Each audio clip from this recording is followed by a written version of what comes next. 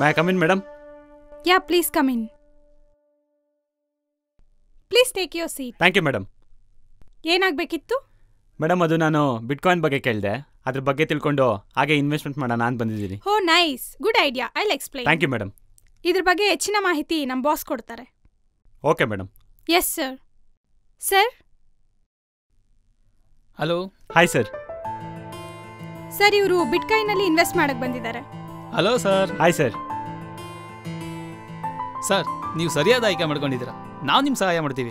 ಎಷ್ಟು ಇನ್ವೆಸ್ಟ್ ಮಾಡ್ತೀರಾ sir? Madam, ನಾನೊಂದು 10 ಲಕ್ಷ ಇನ್ವೆಸ್ಟ್ಮೆಂಟ್ ಮಾಡಬೇಕು ಅಂದ್ಕೊಂಡಿದ್ದೀನಿ. ನೋಡಿ ಸರ್, ನೀವಿಷ್ಟು ಹಣ ಹೂಡಿಕೆ ಮಾಡೋದ್ರಿಂದ ಕೆಲವು ತಿಂಗಳಲ್ಲಿ ಲಕ್ಷಾಂತರ ಆದಾಯ ಬರುತ್ತೆ. 1-2 ವರ್ಷದಲ್ಲಿ ಕೋಟ್ಯಾಧೀಶ್ವರ ಆಗ್ಬೋದು. ಓ,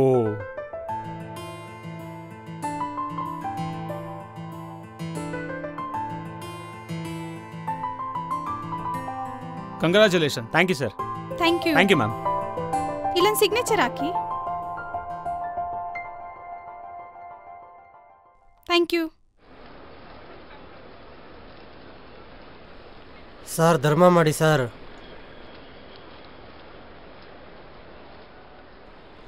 ಸರ್, ಧರ್ಮ ಮಾಡಿ ಸರ್. ಏಯ್, ಮುಂದೆ ಹೋಗೋ. ಸರ್, ಧರ್ಮ ಮಾಡಿ ಸರ್. Thank you sir.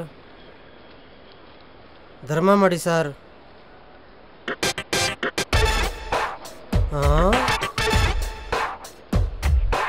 ಏಯ್, 5 ರೂಪಾಯಿ ಹಾಕ್ದವ್ನು ನಮಸ್ತೆ ಸರ್ ಅಂತೀಯ, 500 ರೂಪಾಯಿ ಹಾಕ್ದವ್ನು ಮಕ್ಕ ನೋಡ್ತೀಯಲ್ಲೋ. ಸರ್, ನೀವೆಲ್ಲಿ ಕಿತ್ಕೊಬಿಡ್ತೀರೋ ಅಂತ ನೋಡ್ತಾ ಇದ್ದೀನಿ ಸರ್. ಥೂ, 30 ಬೆಗ್ಗರ್. ನೀನು ಹಣೆ ಬರೋನೇ ಇಷ್ಟು, ಅದಕ್ಕೆ ನೀನು ಇನ್ನು ಭಿಕ್ಷೆ ಬಿಡ್ತಾ ಇರೋದು. ಹೋಗೋ.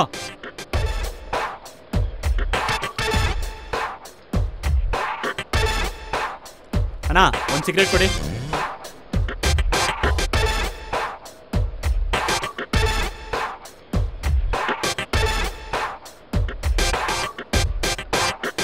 Sir, change.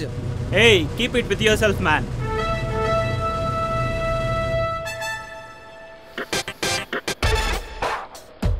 ಇನ್ ಮುಂದೆ ನಾನು ಕೋಟ್ಯಾಧೀಶ್ವರ. ನಾನು ಹಿಡಿಯೋರು ಯಾರು? ನಾನೇ ಕಿಂಗ್. ಲಾ ಲಾ ಲಾ ಲಾ ಲಾ ಲಾ. ಹಲೋ. ಹಾಯ್ ಮಗ, ಹೆಂಗಿದ್ಯಾ? ನಾನು ಸೂಪರ್ ಆಗಿದ್ದೀನಿ. ಓ ಮಗ, ನಿನಗೊಂದು ವಿಷಯ ಗೊತ್ತಾ? ಏನು? ಮಗ, ನಾನು ಬಿಟ್ಕಾಯಿನ್ ಕಂಪ್ನಿಲಿ ಇನ್ವೆಸ್ಟ್ಮೆಂಟ್ ಮಾಡಿದ್ದೀನಿ. ಇನ್ನು ಕೆಲವೇ ತಿಂಗಳಲ್ಲಿ ಕೋಟ್ಯಾಧೀಶ್ವರ ಆಗ್ತೀನಿ. ನೀನು ಬೇಕಿದ್ರೆ ಇನ್ವೆಸ್ಟ್ ಮಾಡು ಮಗ. ಸರಿ ಗುರು. ಓ, ಒಳ್ಳೇದಾಯ್ತು ಮಗ. ನಂದು 5 ಲಕ್ಷ. ಹೌದಾ? ಸೂಪರ್. ಬಾಯ್ ಮಗ. ಸರ್, ನೀವು ತಪ್ಪು ದಾರಿಗೆ ಹೋಗೋದಲ್ದೆ ಬೇರೆಯವ್ರನ್ನೂ ಯಾಕೆ ಸರ್ ತಪ್ಪು ದಾರಿಗೆ ಎಳಿತೀರಾ? ನನ್ನ ಅನುಭವ ಹೇಳ್ತೀನಿ ಕೇಳಿ ಸರ್. ನಿನ್ನ ಅನುಭವ ಕೇಳಿದ್ರೆ ನಾನು ಕೂಡ ನಿನ್ನ ಥರ ತಿರುಪೆ ಎತ್ತಬೇಕಾಗ್ತದೆ. ಥೂ, ಹೋಗ ಕಡೆ. ಥೂ, 30 ಬೆಗ್ಗರ್. ಭಗವಂತ, ಇವನನ್ನ ನೀನೇ ಕಾಪಾಡಬೇಕು.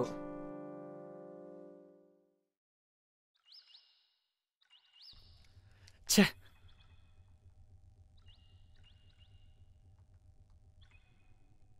ಹಲೋ. ಹಾಯ್ ಮೋಹನ್, ಎಲ್ಲಿದ್ಯಾ?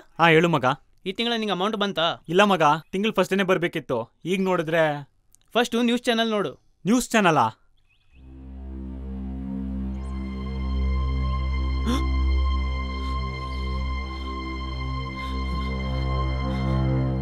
ಅಯ್ಯೋ ದೇವ್ರೇ, ನಾನೀಗೇನು ಮಾಡಲಿ? ಈ ಕಂಪ್ನಿನ ನಂಬಿ ನಾನು ಬದಿದ್ದ ದುಡ್ಡೆಲ್ಲ ಇನ್ವೆಸ್ಟ್ಮೆಂಟ್ ಮಾಡಿಬಿಟ್ಟೆ. ನಮ್ಮ ತಂದೆ ತಾಯಿ ಪೆನ್ಷನ್ ಅಮೌಂಟ್ ಕೂಡ ಇನ್ವೆಸ್ಟ್ಮೆಂಟ್ ಮಾಡಿಬಿಟ್ಟೆ. ಈಗ ನಾನು ಜನರಿಗೆ ಮಕ ಹೆಂಗೆ ತೋರಿಸ್ಲಿ?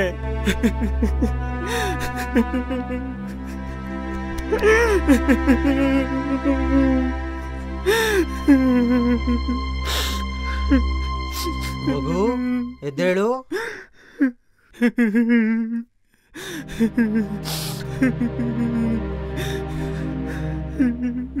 ಅವತ್ತು ನಾನು ಇನ್ನೊಂದು ಬುದ್ಧಿ ಮಾತು ಹೇಳಕ್ ಬಂದೆ, ಆದ್ರೆ ನೀನು ಕೇಳಲೇ ಇಲ್ಲ.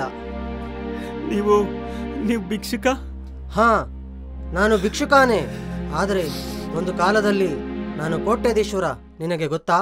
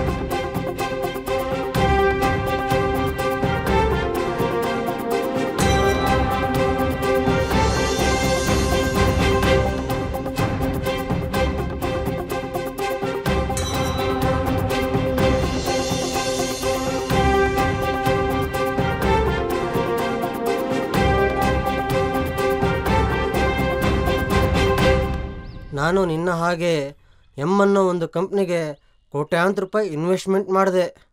ಹೌದಾ? ಮೊದಲು ಚೆನ್ನಾಗೇ ಲಾಭ ಬಂತು. ಬಟ್ ಒಂದು ದಿನ ಅದು ಕಣ್ಣಿಗೆ ಕಾಣದ ಹಾಗೆ ಓಡಿ ಹೋಯ್ತು. ಅದರಿಂದ ಮನೆ ಮಠ ಆಸ್ತಿ ಪಾಸ್ತಿ ಎಲ್ಲ ಕಳ್ಕೊಂಡೆ. ಈಗ ಭಿಕ್ಷೆ ಬಿಡ್ತಾ ಇದ್ದೀನಿ. ಸಾರಿ ಸರ್, ನಿಮ್ಮ ಬಗ್ಗೆ ತುಂಬ ಕೇಬಲ್ ಬಗ್ಗೆ ಮಾತಾಡ್ಬಿಟ್ಟೆ. ಇವರಿಬ್ಬರ ಮಾತುಗಳನ್ನು ಕೇಳಿದ ವ್ಯಕ್ತಿ, ನಾನು ಇಂಥ ಫ್ರಾಡ್ ಕಂಪ್ನಿ ಅಂತ ಅನ್ಕೊಂಡಿರ್ಲಿಲ್ಲ, ಎಲ್ಲ ಮೋಸ ಮಾಡಿಬಿಟ್ರು. ನೋಡಪ್ಪ, ನೀವಿಬ್ರು ಯಾವುದೋ ಫ್ರಾಡ್ ಕಂಪ್ನಿಗೆ ದುಡ್ಡೆಲ್ಲ ಇನ್ವೆಸ್ಟ್ ಮಾಡಿಬಿಟ್ಟು ಹಣನ ಕಳ್ಕೊಂಡು ಇವಾಗ ಬೀದಿಗೆ ಬಿದ್ದಿದ್ದೀರಾ. ನೋಡಪ್ಪ, ಮಕ್ಕಳನ್ನ ಜನ್ಮ ಕೊಡೋದು ಮುಖ್ಯ ಅಲ್ಲ, ಅವರನ್ನ ಸಾಕೋದು ತುಂಬ ಮುಖ್ಯ. ಇಂಥ ಎಷ್ಟೋ ಕಂಪ್ನಿಗಳು ಬರ್ತವೆ ಹೋಗ್ತವೆ. ಸ್ವಲ್ಪ ಹಣ ಮಾಡೋದು ನಮಗೋಸ್ಕರ, ಜಾಸ್ತಿ ಹಣ ಮಾಡಿದರೆ ಕಂಡೋರು ತಿನ್ಕೊಂಡು ಹೋಗ್ತಾರೆ.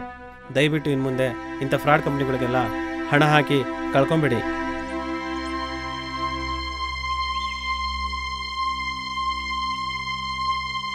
ಇನ್ನು ಮುಂದೆ ನೀವು ಸಂಪಾದನೆ ಮಾಡಿರೋ ಹಣನ ನಿಮಗೋಸ್ಕರ, ನಿಮ್ಮ ಫ್ಯಾಮಿಲಿಗೋಸ್ಕರ ಖರ್ಚು ಮಾಡಿ ಸುಖವಾಗಿರಿ. ನನಗೆ ಗೊತ್ತಿರೋದು ನಾನು ಹೇಳಿದ್ದೀನಿ. ಇನ್ನು ಮುಂದೆ ನಿಮ್ಮ ಇಷ್ಟ. ನಮಸ್ಕಾರ, ಬರ್ತೀನಿ. Thank you sir. ನೋಡು, ಯಾರೋ ಪುಣ್ಯಾತ್ಮರು ಮುತ್ತಿನಂತ ಮಾತು ಹೇಳಿದ್ರು. ಇನ್ನು ಮುಂದೆ ಆದರೂ ಹುಷಾರಾಗಿರೋಣ. ಬಾ. ಓಕೆ, ಬಾಗುರು.